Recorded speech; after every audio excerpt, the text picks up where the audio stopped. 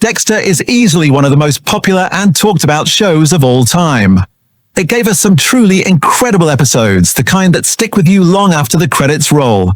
But let's be honest, not every episode was a home run. In fact, a few were downright frustrating. So today we're diving into the worst episodes in the series. The ones that left fans scratching their heads, arguing on Reddit, or just wishing they could unsee them. And we're kicking things off with what might be the most controversial episode of them all. Season 8, Episode 12, Remember the Monsters. Now, finales are supposed to be special. They're meant to give you closure, land that emotional knockout, and bring years of storytelling full circle. This one, well, it did the opposite. Instead of tying things together, it left fans divided, frustrated, and honestly a little betrayed. The whole thing felt like the writers had one eye on the clock and the other on the hurricane effects budget. Deborah gets shot by Saxon, ends up brain dead, and Dexter, our meticulous, code-driven anti-hero, decides to pull her off life support. It's tragic, sure, but then he carries her body out of the hospital, sails her into a storm, and drops her into the ocean like a Viking funeral gone wrong. Then, instead of dying in that storm, Dexter fakes his death and reappears as a lumberjack in Oregon. Yeah, the same guy who could plan a murder down to the millisecond apparently thought, you know what? Plaid shirts and chainsaws are my new vibe. It's one of those endings that feels like a punchline to a joke no one told. Fans didn't just dislike it, they hated it. Reviews tore it apart, calling it lazy, rushed, even insulting. People were furious that the writers took one of the most complex anti-heroes in TV history and wrapped him up with a shrug. Instead of the cool, calculated Dexter we'd known for 8 seasons, we got a confused man wandering around a logging camp, looking like he forgot which show he was in. It wasn't even the concept that was bad. Dex dying or self-exiling could have worked. But the execution was so clumsy it turned an intense crime drama into a meme factory overnight. The lumberjack ending became shorthand for how not to end your series. Fans were left wondering how a show that once delivered masterpieces like The Getaway or Born Free could stumble so hard at the finish line. It wasn't just a disappointing ending, it was the kind that makes you question whether the writers ever really understood their own character. For years, Dexter had lived by his code, balancing his dark passenger with his desire to protect the people he loved. But this ending, it tossed that nuance out the window. Instead of emotional closure, we got a confused fade out into wood-chopping obscurity. And that's why Remember the Monsters is remembered as one of the most monstrously frustrating episodes in television history. Season 8, Episode 11, Monkey in a Box, wasn't much better. If anything, it felt like the warm-up to disappointment. By this point in the series, you'd expect the tension to be sky-high. Dexter should be operating like a precision instrument, careful, methodical, dangerous. Instead, we get indecision, filler, and characters wandering through hurricane prep like it's a mild inconvenience. The episode opens strong. Evelyn Vogel is murdered by Oliver Saxon right in front of Dexter. That should have been explosive. A mentor figure dying violently should send Dexter spiraling. Instead, he just kind of shrugs, hides the truth from Batista and Quinn, and spends most of the episode packing boxes for Argentina. That's the theme of this episode. Dexter, the meticulous killer, reduced to a guy doing last-minute travel prep. He sells his apartment, scrubs evidence, folds shirts, and occasionally remembers there's a serial killer on the loose. Saxon keeps slipping away through plot convenience that makes no sense. Characters pop in and out of danger like someone's rolling dice behind the scenes. By the time Deborah gets shot, it's less shocking and more frustrating because the story hasn't earned the moment. The setup is so weak, the emotional punch barely lands. It's not that the pieces weren't there. You had the hurricane brewing as a metaphor, Dexter's double life collapsing, his family on the line. It could have been perfect. But instead of building tension, Monkey in a Box feels like a checklist of scenes the writers needed to cram in before the finale. Nostalgia callbacks to early seasons, references to red shirts or old rituals, they're all there, but they don't hit. It's like the writers knew they were supposed to remind us of the good times, but forgot why those moments mattered. The result is a hollow, frustrating hour that highlights everything that went wrong in Season 8. inconsistent characters, weak plotting, and emotional beats that feel manufactured. And speaking of manufactured, let's talk about Goodbye Miami. Because if Monkey in a Box was a mess, Goodbye Miami is the kind of slow, meandering filler that makes you question how this show ever ran for 8 seasons.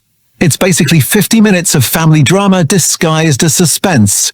You'd think an episode titled Goodbye Miami would feel like a grand farewell, a city soaked in blood and secrets, one final dance between predator and prey. But instead, it's Dexter playing house with Hannah and Harrison, while the supposed big bad of the season, Oliver Saxon, lurks around like a discount villain from a procedural drama. There's no tension, no real threat. Vogel, who was set up as this fascinating psychological mirror for Dexter, is wasted. Saxon, her son, is meant to be terrifying, but ends up being one of the most forgettable villains in the series.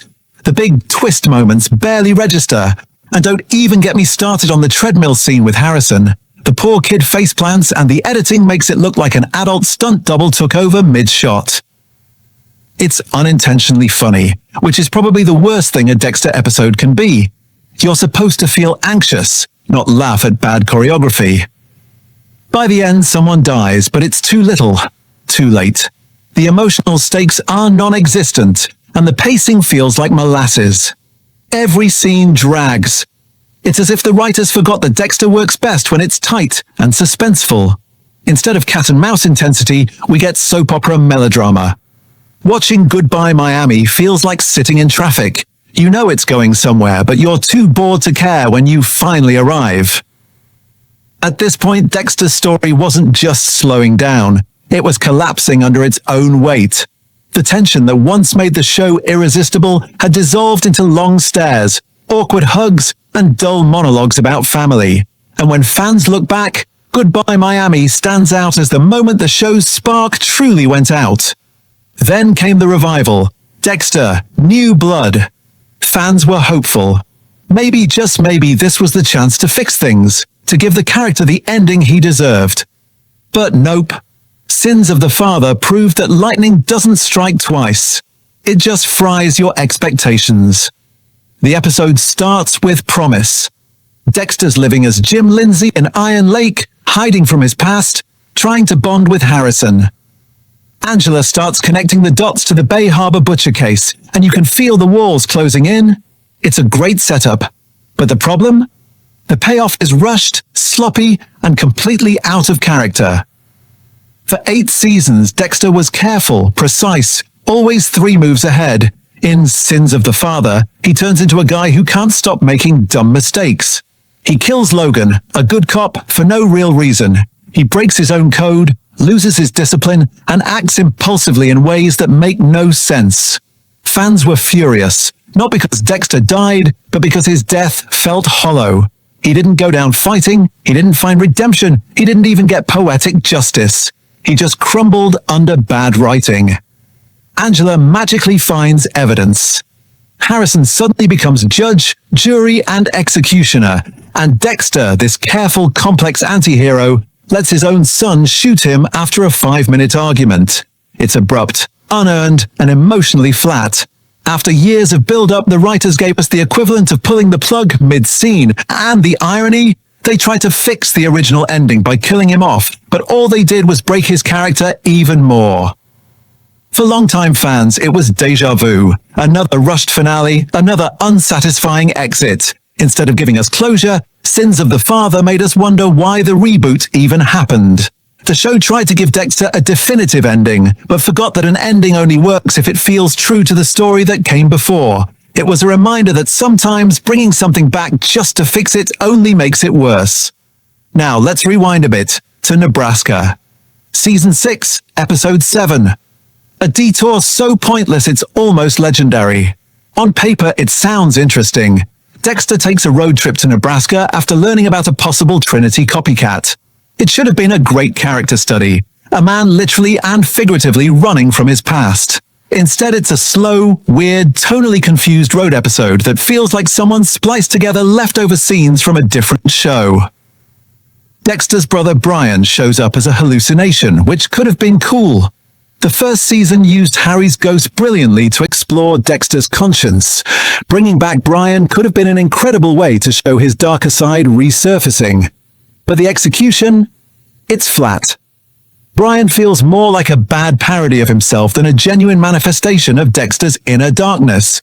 Their interactions don't reveal anything new, they just fill airtime. The pacing drags, the tension is non-existent, and the supposed revelations about Dexter's psyche go nowhere. Oh, every subplot in this episode feels disconnected. There's no sense of urgency, no clever build-up, just a series of scenes that could have been summed up in a 5-minute flashback.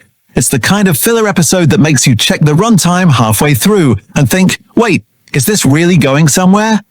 Spoiler, it's not. Even the ending fizzles out without any real impact. It's one of those episodes that makes you appreciate how good Dexter used to be when it had focus. Let's move even further back to Season 2's finale, The British Invasion. A lot of fans call Season 2 one of the best seasons of Dexter, and for good reason. It's tight, tense, and packed with great character arcs. But the finale, that's where things get complicated. The setup is incredible. You've got Dokes, the one person who knows Dexter's secret, locked up and ready to expose him. You've got Lila, unhinged and obsessive, spiraling out of control. It's the perfect recipe for a high-stakes showdown. But instead of giving us that confrontation, the writers took the easy way out. Lila kills Dokes. Just like that. Boom. Gone. And with it, one of the most important moral conflicts in the series disappears. The entire season built up the tension of Dexter being hunted by someone inside law enforcement. Dokes wasn't just a threat. He was the conscience of the show. He represented the idea that someone could see through Dexter's mask. His death should have meant something, but instead it feels like a narrative cheat. Lila's sudden burst of violence resolves Dexter's dilemma without forcing him to make a real choice. It's like the writers wanted to skip the emotional labor and just move on. Lila herself is overused here. She's manipulative, chaotic, and inconsistent. Some of her scenes are so exaggerated they verge on cartoonish. And when she flees to Paris only for Dexter to track her down and kill her, it's satisfying on the surface, but hollow underneath. You can't shake the feeling that the finale dodged the hard questions.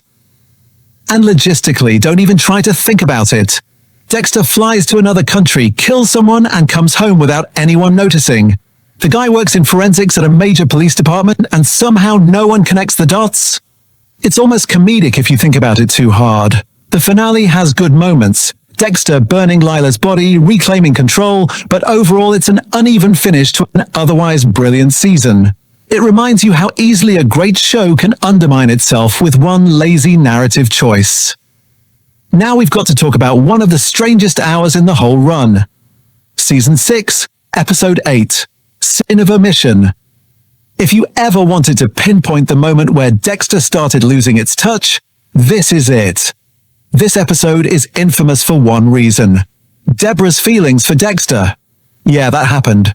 The show decided to dip its toe into a storyline nobody wanted, and it turned one of the strongest characters into a confused mess.